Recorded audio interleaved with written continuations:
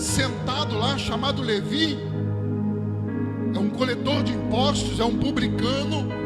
Era alguém que naquela época era muito odiado pela sociedade, principalmente pela sociedade judaica.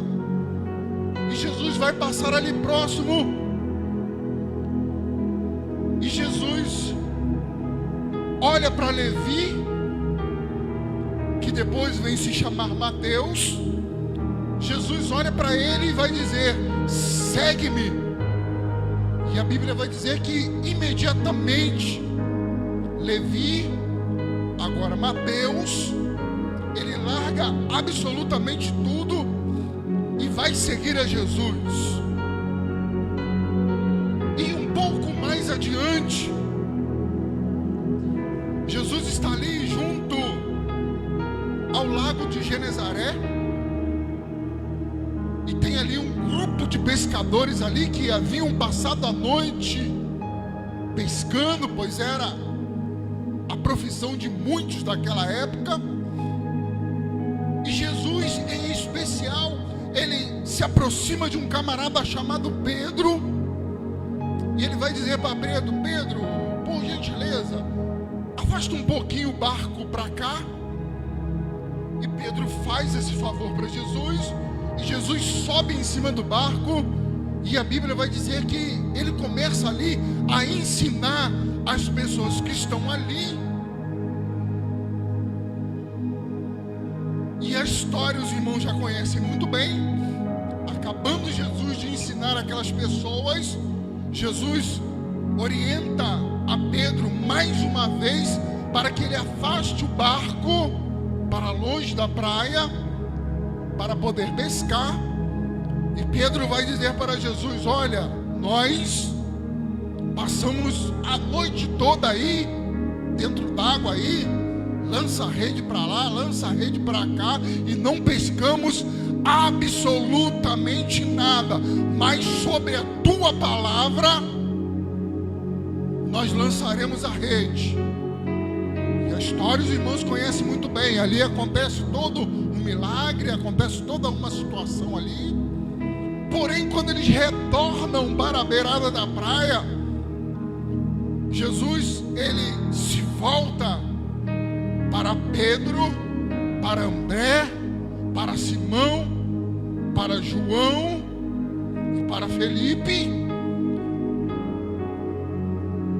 E ali ele vai dizer para Pedro o seguinte: olha, a partir de agora vocês não vão ser mais pescadores de peixe, mas eu vou fazer de vocês pescadores de almas, pescadores de homens. E ali aqueles homens também abandonam absolutamente tudo, abandonam toda a sua vida, todo o seu cotidiano, e eles passam a seguir a Jesus. E aonde eu quero chegar com toda essa retórica, aonde eu quero chegar com toda essa história? Jesus, ele vai chamar esses 12 homens que nós conhecemos como 12 apóstolos. Ele vai chamar esses homens para junto de si, para ali ter início a uma grande obra. Aí eu preciso que você me ajude também nesta noite. Você que puder, diga para o seu irmão: Deus, diga para ele, Deus tem um chamado na sua vida. Ótimo, foi só um ensaio. Agora você vai dizer para ele de verdade mesmo, com força: meu irmão, Deus tem um chamado na sua vida, e coisas grandes, coisas sobrenaturais, Deus vai fazer através da tua vida, porque o chamado é grande. Deus te chamou. Diga quem quer dizer, fale quem quiser falar, mas a verdade aqui nesta noite é que Deus, ele te chamou para uma grande obra. Todo aquele que o Pai me dá virá a mim. Todo aquele que o Pai me dá virá a mim.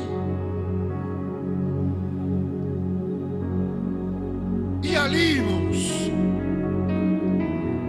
o Senhor Jesus, Ele não só está cumprindo a sua missão, mas Ele também está orientando, Ele está ensinando aqueles homens, porque Ele sabe o que vai acontecer lá na frente.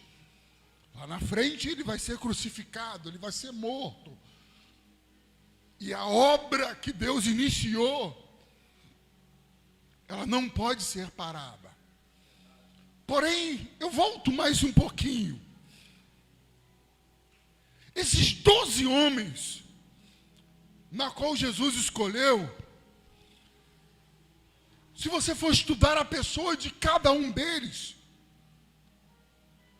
você vai observar que exatamente nenhum deles, tinha aptidão para estar ali ao lado de Jesus.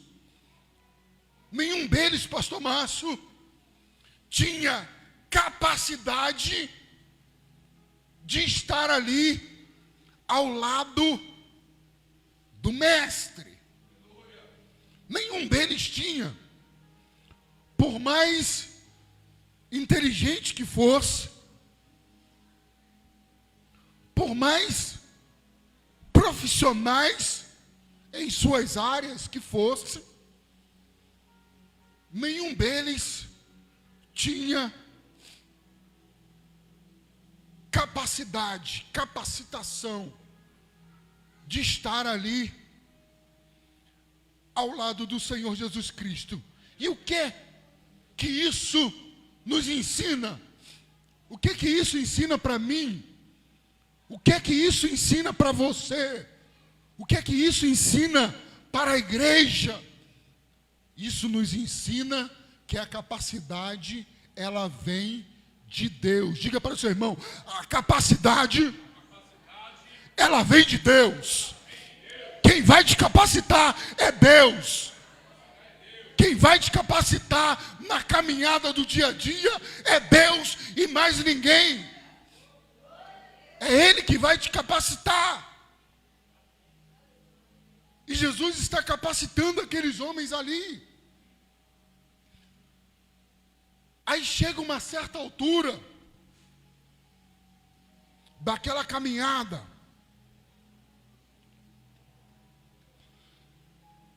que Jesus, dentre tantas parábolas, Ele vai proferir mais uma.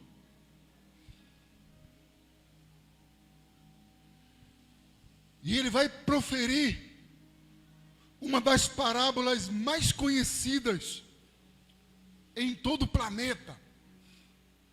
Ele vai proferir a parábola dos talentos.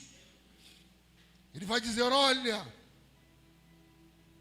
o reino de Deus é como certo senhor que se ausentou da sua propriedade, mas ele pega os seus funcionários e ali ele vai distribuir talentos para cada um. Para um ele dá 5, para outro ele dá 3, para outro ele dá 2, para outro ele dá 1. E deixa isso na responsabilidade deles e se ausenta. E a parábola, ela vai dizer que alguma dessas pessoas envolvidas nessa parábola, nessa história, eles vão sair, vão negociar, vão duplicar aquele talento. Porém, o talento não era uma coisa tão simples como nós lemos Ah, o camarada foi lá e deu um talento. Um talento naquela época era o equivalente a 6.000 denários. E 6.000 denários era o equivalente a 15 anos de trabalho. Um talento era equivalente a 15 anos de trabalho. Aí você continua me ajudando a pregar. Aí você vai dizer para o seu irmão: você é importante. Diga para ele, irmão: você é importante. Você é importante. Diz para ele, irmão. Diz para ele aí, com alegria, com fervor: olha, você é importante. Sabe por quê? Deus colocou talento na sua mão. E Ele colocou isso na sua mão porque Ele sabe que você tem a capacidade de dobrar esse valor. Você tem a capacidade de dobrar esse valor. Aí talvez você fale assim: ah, pastor, eu não sou nada. Como assim? Como assim você não é nada? Como assim? Olha só, irmãos, que coisa tremenda. Deus, olha só que coisa tremenda. Eu vou falar aqui agora com a igreja. Deus confia em mim. Deus confia em você. Olha só que coisa maravilhosa. Deus confia em você. Diz isso para ele: Deus confia em você. Deus confia em você. Deus te deu talento. Deus te confiou talento. Ele diz assim: ó, toma aqui, ó, toma aí, administra aí, até quando eu voltar, toma. Aí como é que você diz: eu não sou nada, eu não sou ninguém, eu não posso, eu não tenho capacidade?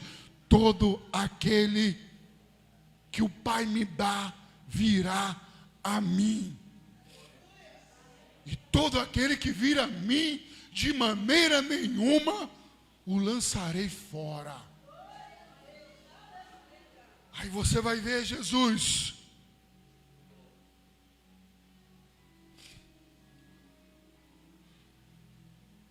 no meio de todo tipo de pessoa.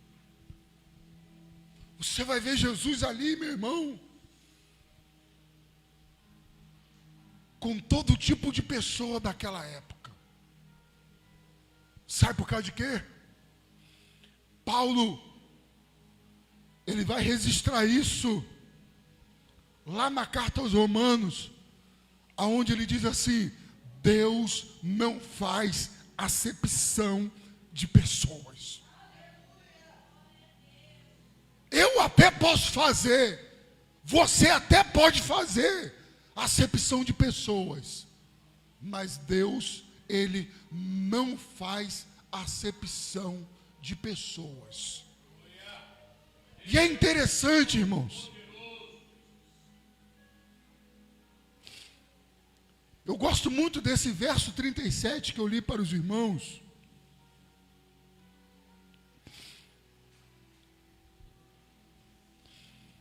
Talvez numa hora mais propícia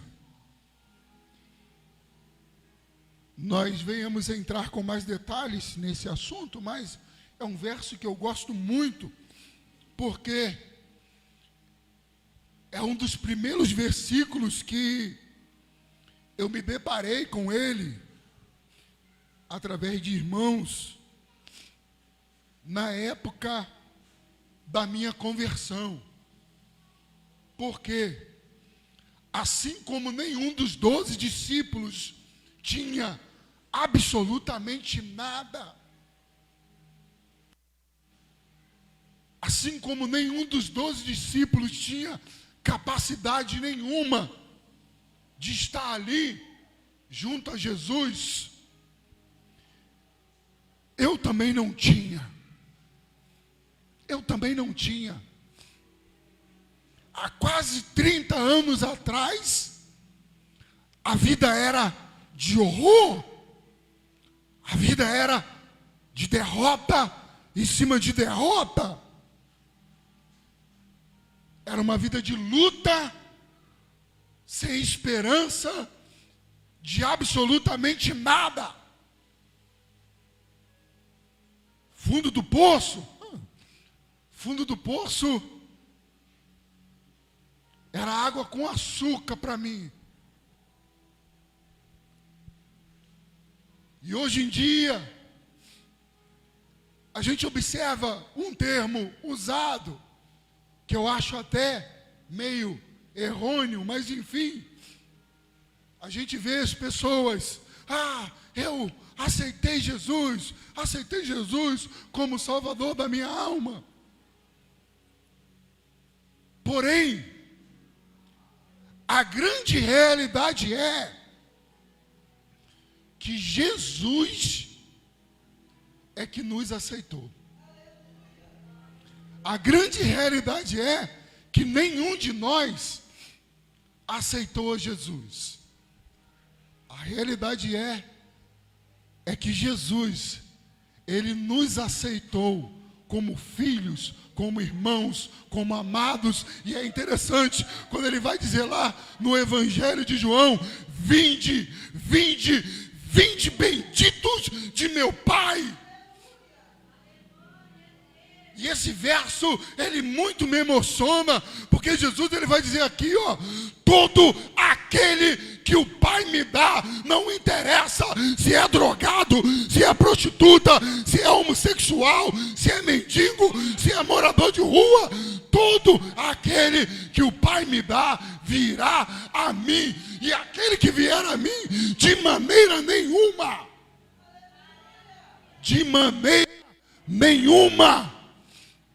eu lançarei fora. De maneira nenhuma, eu o lançarei fora. Entende como Deus é bom? Entende, pastor Cardoso, como é que a bondade de Deus, um dia eu e você estávamos desgarrados pelo mundo, com um amor, como foi lido aqui, com um amor totalmente voltado para as coisas do mundo. Só que nas escrituras lá do céu, Deus já tinha determinado, Deus já tinha estabelecido que eu e você seríamos dele. Você consegue entender isso? Você consegue entender isso? Pergunte para o seu irmão, você consegue entender esse amor? Você consegue entender o quanto Deus confia em você? Você consegue entender o quanto Deus nos ama? Você consegue entender isso? Um dia eu fui isso, eu fui aquilo, eu fiz, eu aconteci. E Deus vai dizer, de maneira nenhuma o lançarei fora. E sabe o que é mais interessante, pastor Márcio? É que não existe a mínima possibilidade de fugir do chamado de Deus.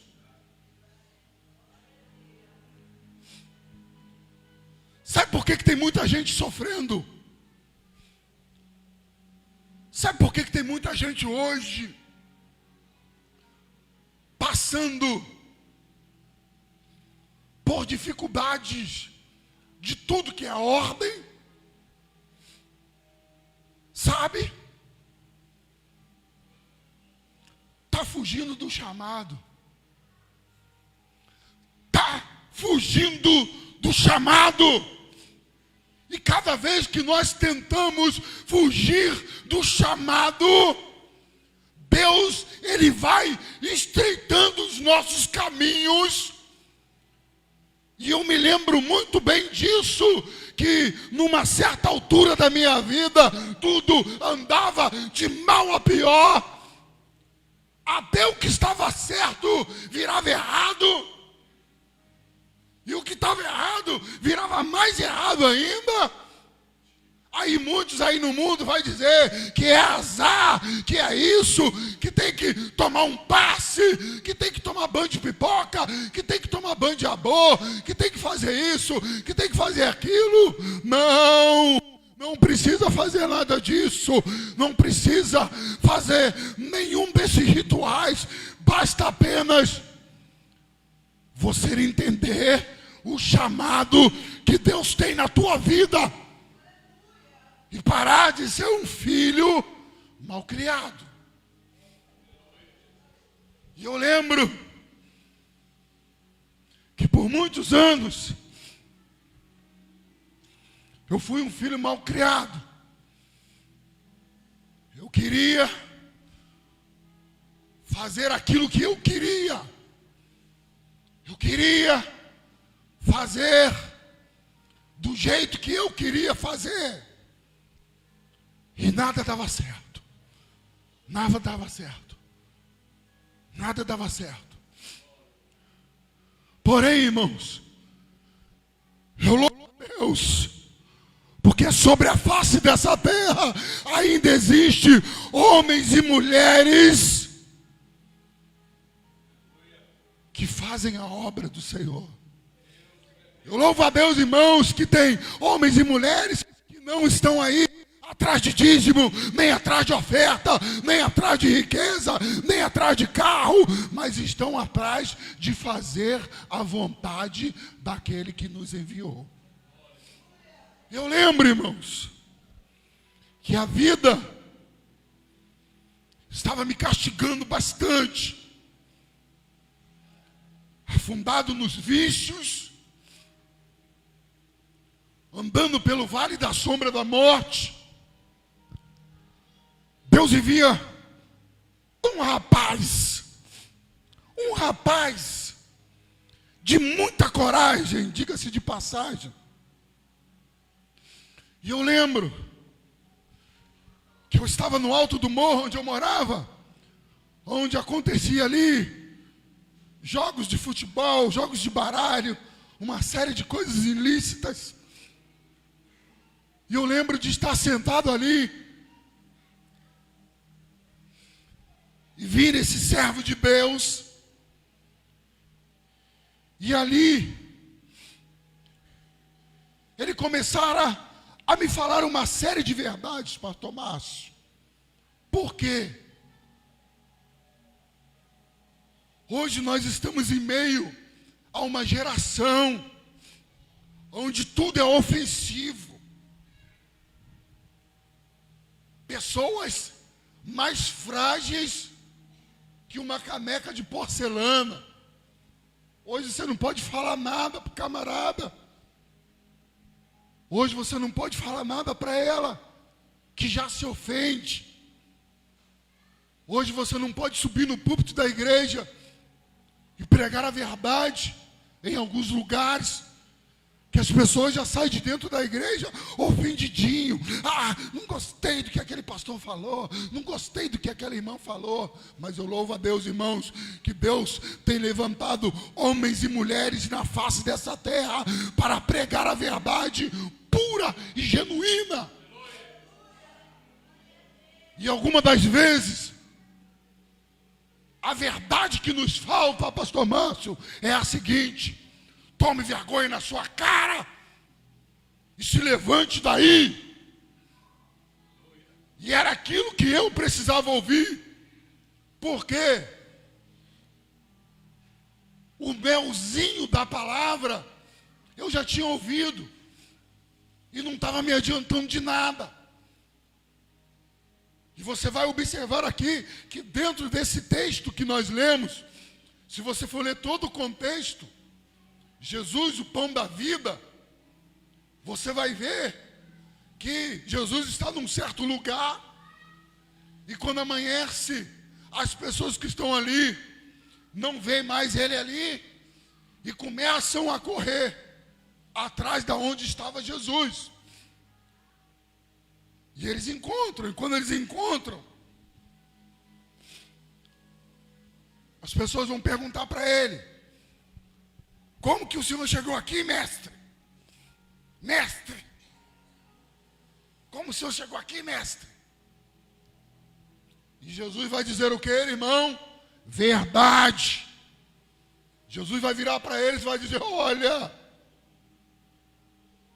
vocês estão atrás de mim, não é por causa de cura, não é por causa de milagre. Vocês estão atrás de mim porque eu multipliquei o pão e vocês comeram e se fartaram. Para de correr atrás da comida que perece e comece a correr atrás da comida lá do alto. Verdades, irmãos, que de vez em quando a gente tem que se deparar com elas. E eu me lembro que naquela conversa ali, já estou encerrando, Deus começa a usar aquele jovem para mim e dizer: olha, tá ruim, cara, tá difícil, porque você não toma uma atitude, você não toma uma decisão. Deus tem um chamado, Deus está te chamando, Deus está te livrando, e você está aí, deitado eternamente, em berço esplêndido, está esperando o quê? Toma vergonha na tua cara, sai do meio dessa rapaziada, por quê? Tu pode ter tudo isso aí, ó. Tu pode ter tudo isso aí. Tu pode ter toda essa droga, tu pode ter todas essas mulheres, tu pode ter todas essas amizades, entre aspas, mas o dia que a morte te chamar, se Jesus não estiver contigo, tu vai para o inferno. Rapaz, aquilo foi dentro de mim, cara. Aquela palavra foi dentro de mim, que aquilo me gerou um ódio daquele camarada. Mas a verdade é assim.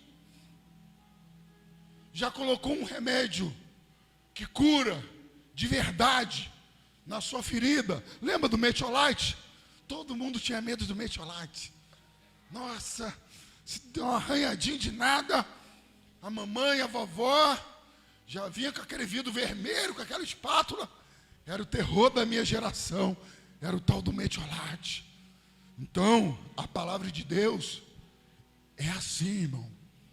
Ela vai confrontar a você sair da onde você está, para você colocado, para que você seja colocada aonde Deus estabeleceu que você estivesse, porque aquilo que Deus tem para a minha vida, aquilo que Deus tem para a tua vida, é muito maior. É muito maior.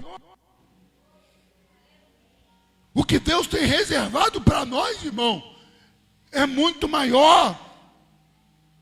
O que Deus tem reservado para mim e para você vai muito mais além do que um copo de cerveja. O que Deus tem reservado para mim e para você vai muito mais além do que um baseado, uma trilha de cocaína, uma pedra de crack. O que Deus tem para nós, irmão, é muito mais além disso.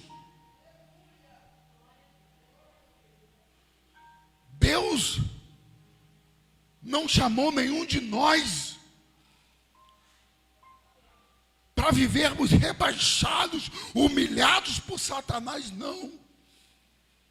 O chamado de Deus, a confiança que Deus tem em mim e em você, vai muito mais além das expectativas deste mundo. E hoje, não é mais um culto. Hoje não é apenas um culto. Hoje é um cerimonial que o próprio Senhor Jesus ele deixou. Ele vai dizer lá na primeira carta aos Coríntios, capítulo 11, fazei isso em memória do pastor Márcio. Sim ou não? Sim ou não?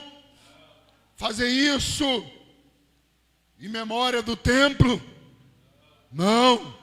Jesus ele vai dizer, olha, fazer isto em memória de mim, porque todas as vezes que comerdes esse pão e beberdes esse cálice, anunciais a vinda de Cristo. Então hoje não é apenas um culto. Hoje é um culto aonde nós vamos ter o privilégio de comer da carne, de beber do sangue, de ser participante da mesa do Senhor. Outrora, o nosso prazer era estar sentado numa mesa de cerveja. Outrora, como foi dito aqui, não ameis o mundo e nem o que há lá no mundo, porque aquele que ama o mundo, o amor do Pai não está nele. Outrora o nosso prazer era estar no meio de pseudo-amigos, fumando, cheirando, prostituindo. Mas hoje vivemos um momento, vivemos uma fase da nossa vida que mesmo em meio às lutas, mesmo em meio a tribulações, porque eu não sei como é que foi a tua semana, certamente não foi fácil, porque a minha também não foi. Mas hoje você pode sentar aí e ter o privilégio de dizer, graças a Deus, graças a Deus, graças a Deus, pastor Márcio, graças a Deus que eu estou aqui, graças a Deus que eu não estou mais lá, graças a Deus que eu não tenho prazer nas coisas que estão lá, graças a Deus eu venci mais uma semana. Mas pastor, tu venceu mais uma semana. Sabe quantas pessoas desceram à sepultura? Sabe quantas pessoas estão gemendo dentro de um leito de hospital? Sabe quantas pessoas gostariam de estar sentado aí, aonde você está, e está dentro de um presídio com mais de 150 homens, dentro de uma cela 5x5? Você pode levantar a mão e dizer, graças a Deus. Muito obrigado, Senhor, pela semana que se passou. Nós somos privilegiados. Somos privilegiados. E nesta noite, ao participar do pão, e ao participar do sangue do Cordeiro, seremos eu e você fortalecidos. Deus ele vai te fortalecer para que você possa suportar mais um mês. Deus vai te dar graça, porque tem horas que a gente se debate com aquele problema, se debate com aquela situação, que você olha assim, você olha para um lado, você olha para o outro. Satanás tenta fazer você olhar para trás, mas você, como servo, como guerreiro, você olha para frente e você diz, Senhor, me dá graça. Senhor, me dá graça. Você respira fundo e diz, Senhor, me dá graça. Aí sabe o que Deus vai responder para você? Deus vai olhar dos altos céus E ele vai dizer para você a mesma coisa que ele disse para Paulo: a minha graça, a minha graça, a minha graça te basta, a minha graça te basta, a minha graça te basta, a minha graça te basta, a minha graça te basta, a minha graça te basta, porque o meu poder, ele se aperfeiçoa, é na fraqueza, é na luta, é na dificuldade, é na tribulação. Você pode estar se sentindo fraco hoje, mas saiba que nesta noite o Senhor, o sangue de Jesus Cristo, o pão que veio do céu, ele te fortalece. Deus abençoe a igreja, e eu agradeço a minha riquíssima oportunidade, em nome de Jesus Cristo.